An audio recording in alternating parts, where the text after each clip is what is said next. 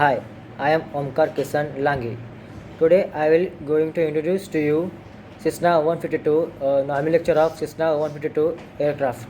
The Cessna 152 aircraft is an American two-seat fixed tricycle geared general aviation airplane used to primarily for the flight training and personal use, and it was based on earlier Cessna 150 incorporating a number of the minor design changes and slightly more powerful engines with the longer time between the overhaul. The nomenclature of Cessna 152 is the fixed wings aircraft components. All those airplanes are designed for the variety of purposes. Most of them have the same major components. The overall characteristics are largely determined by the original design objectives. Most airplane structures include a fuselage, wings, and empennage, landing gears, and power plants. There are many other parts as well as the fuselage. The fuselage includes the cockpit, which contains the seats for the occupants and the control for the airplanes. In addition, the fuselage may also provide room for cargo and attachment for the other major airplane components. Some aircraft utilize an open thrust structures. The thrust type fuselage is constructed of a steel or aluminum tube. Second thing is the empennage. Empennage The empennage is also called as the tail. In the rear part of the aircraft, usually it includes the stabilizers, radars, and elevators, as many other components. In fighter jets, it may be constructed around the exhaust nozzle. As in some three engines airplanes, in commercial aircrafts, the empennage is the built from the cabin pressure cone and may contain the flight data recorder, cockpit voice recorder, and the pressure outflow values. Third thing is the wings. Wings is a major component of the aircraft. The wings are airfoils attached to each side of the fuselage, are the main lifting surfaces that supports the airplane. In flight, there are numerous wings designs, size and shapes used by the various manufacturers. Each fulfills a certain need with the respect to the expected performance for the particular airplane. Wings may be attached at the top, middle, or lower portion of the fuselage. Monoplanes, while those with the two sets are called biplanes, since the wing struts are usually in the in aircraft. Some control surfaces called as aileron, radars, trans, trims, elevators. They are all mounted on the wings and the empennage parts. The control surfaces, as the aircraft moves in the three dimensions, we need various control devices to control it. Fixed wing aircraft have control surfaces for one of these dimensions. Usually, these are placed in extremes of a aircraft tail and wings to get the maximum state and response using small uh, moving parts. The vertical stabilizer and radars. The vertical stabilizers function with the some principles wing does, but being symmetrical in the main control surfaces of airplanes. Obviously, it was a vertical positions, usually in the tail or aircraft. There can be multiple vertical stabilizers in a large aircraft used. Thus, the vertical stabilizers has a moving parts, which is called radars. This acts as an aileron does in the wings. When it is moved to the one or other sides, it produces a pressure it produces a pressure difference over the stabilizers. Since it is a movement is equal to the change in angle of attack of the wings. The radar controls the y-axis or yaw of the plane, and it controls the from the cockpit with the help of paddles. The coordinate turn radar and the ailerons must be coordinated. but you can use radars only to slide the aircraft. Ailerons are the moving surfaces usually placed near the tips of the wings. The function of ailerons is simple. By moving upward or downward, it modifies the angle of attack of the section of the wings, sinking or lifting it. This change is aerodynamics is due to the modification of the relative curve of the airfoil. Note that the ailerons are complementary. So if one moves, the other will move on the other direction in the same proportions. This improves the effect as one wings in lifted and the other sunks. Ailerons controls the x-axis or a roll movement of the aircraft. Ailerons are controlled by the pilot from the cockpit with the lateral axis of the joysticks. To make the coordinated turns, the movement must be combined with the radar in the same direction. In the same planes, ailerons are just divided elevators. Being possible to the use, some surfaces are ailerons or elevators. Second is the horizontal stabilizers and elevators.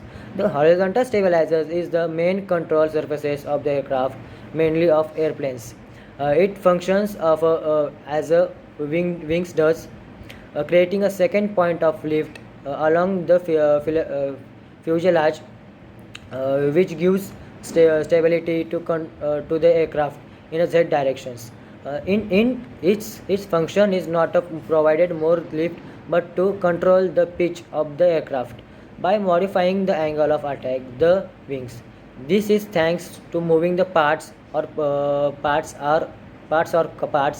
elevators, which act like an aileron and controlled by the longitudinal axis of the joystick. Obviously, the horizontal stabilizers has position usually in the tail of the aircraft. It can be on the top of the vertical stabilizers, tail aircraft, or the divided into the two parts crossing the vertical stabilizers. Some horizontal stabilizers have no elevators, but the whole elevators mainly in a gliders, since it is has better aerodynamics performance. Sometimes elevators are mixed with the radars in the some control surfaces, creating V-tail aircraft. It can be combined with the ailerons, mainly in delta wing planes. In control panels, the instrument is designed to place the primary flight instruments directly in front of the pilot. The gyro operator flight instruments are arranged in one above the other, slightly to left of the control column. To be the left of this instrument are the airspeed indicator, turn coordinator, and the suction gauge. The clock and altimeter, rate of the climb indicator, and the navigation instruments are about the right control panel columns. Onyx equipment is stacked approximately on the central line of the panel, with the space of the additional equipment on the lower right of the instrument panel. The right side of the panel also contains the tachometer, ammeter, over voltage light, and the additional instruments such as the flight hour recorders.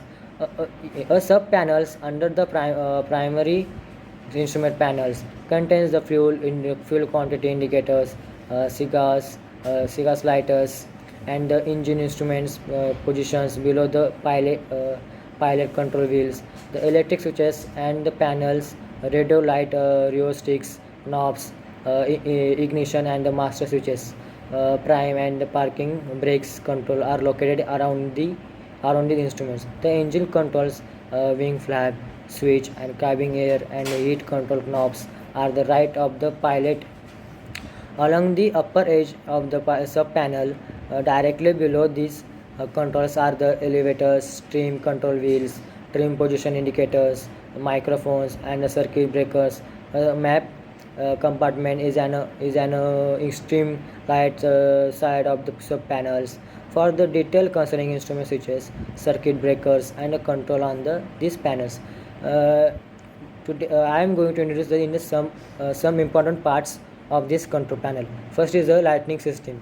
In lighting system, the conventional navigation lights are located on the wing tips and the top of the radar. A single landing light is installed on the cloud's nose cap, and a flashing beacon is mounted on the top of the vertical fin. Additional lighting is unavailable and includes the dual landing in the call nose cap and the nose strobe light on each wing is in an instrument panel.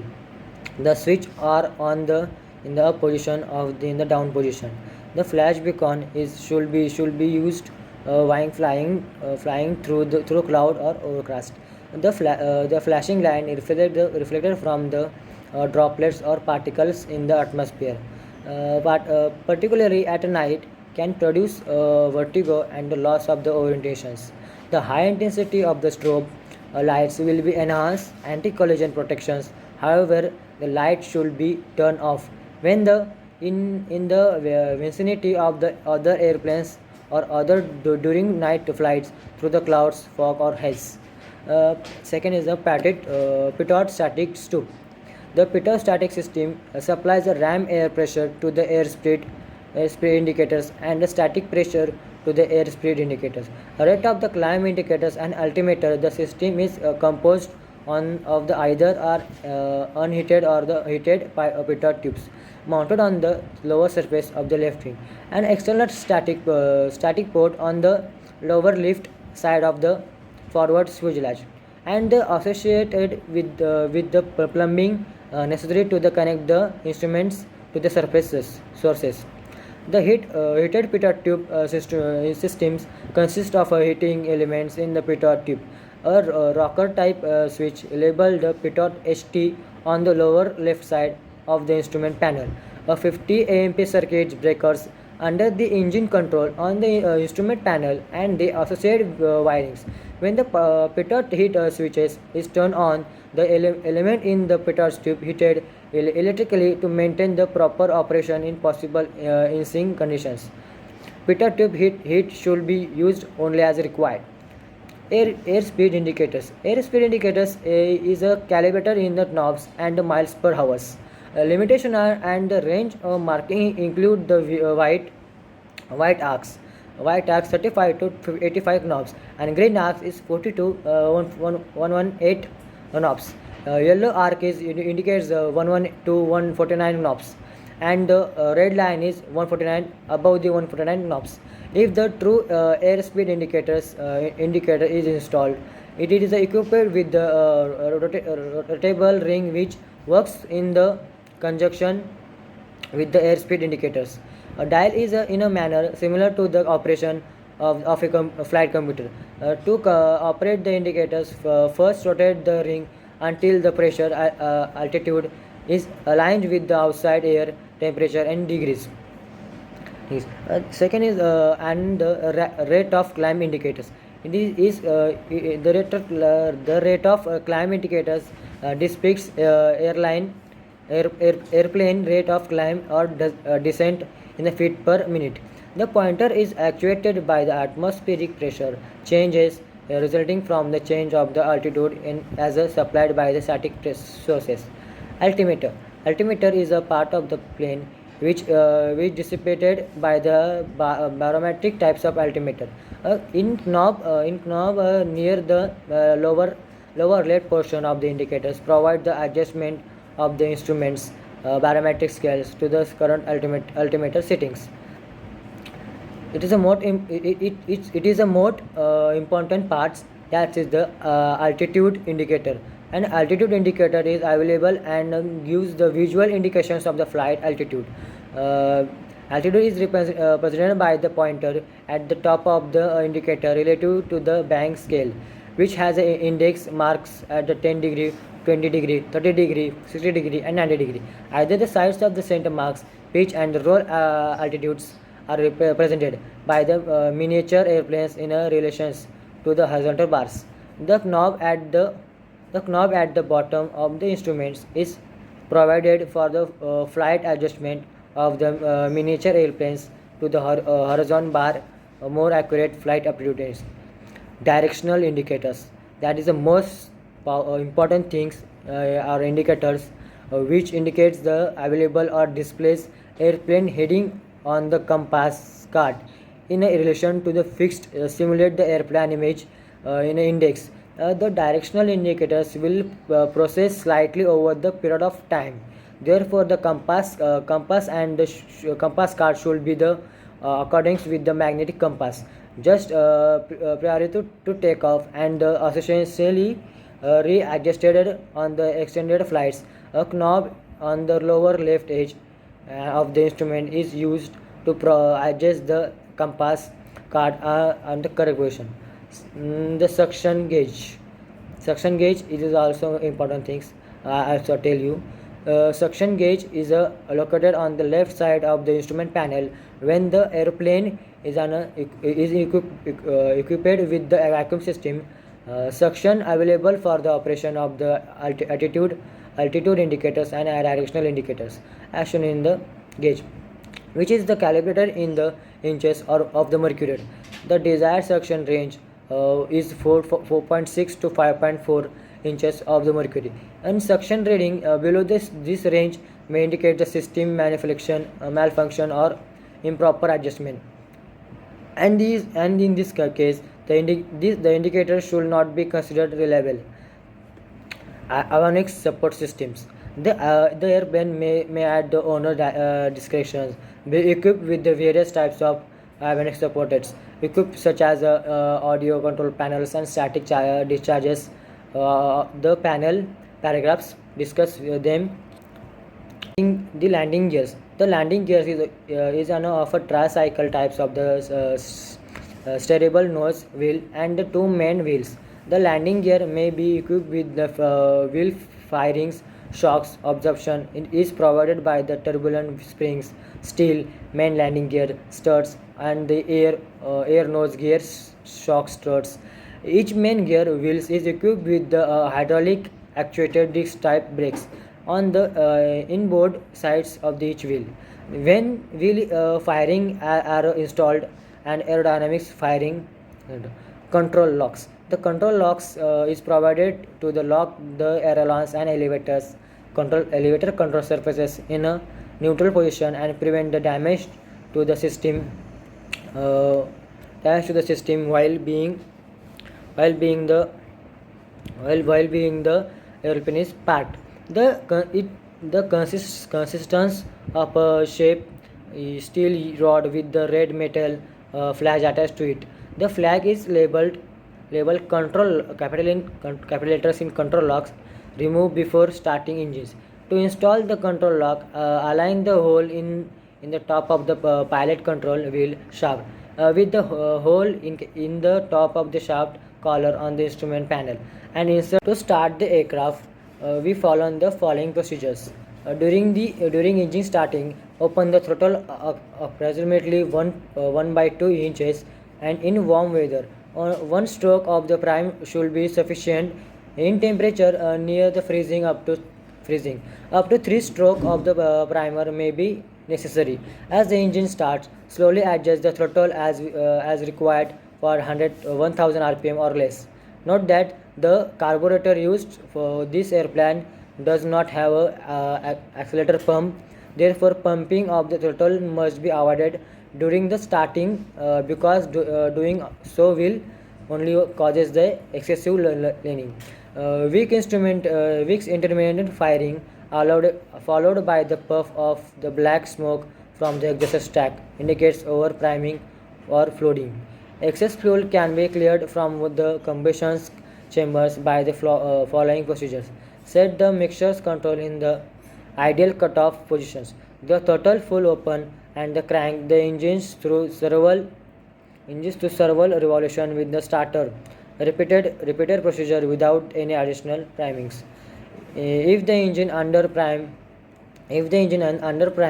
most likely in cold weathers with the cold engines, it will be not firing at all, and additional priming will necessary after starting. If the oil gauge does not being in show pressure within the 30 seconds in the summer times and about twice height that long in very cold weather. Stop the engines and investigate them. Investigate them. In a starting engines, circuit breakers break the circuits in. Before the landing, seats and belts are compulsory secured. A mixture full reach unless landing at the high altitude airports. Carburetor heat is on and prime locked. And after landing, flush up the all air and carburetor heat is off. Mixture adjust for taxi and the transport standby. And after that, landing light is off. In shutdown procedures, after in some case of the aircraft is damaged and the aircraft is disengaged and the damaged, shutdown to follow the shutdown procedure, brake sets, radios is off, mixture ideal cut off, pull all the way out, ignition. It is very important that the engines has been completely stopped by the learning the mixture before you touch the ignition switch. And lastly, beacon light is off and master switch is off. Thank you.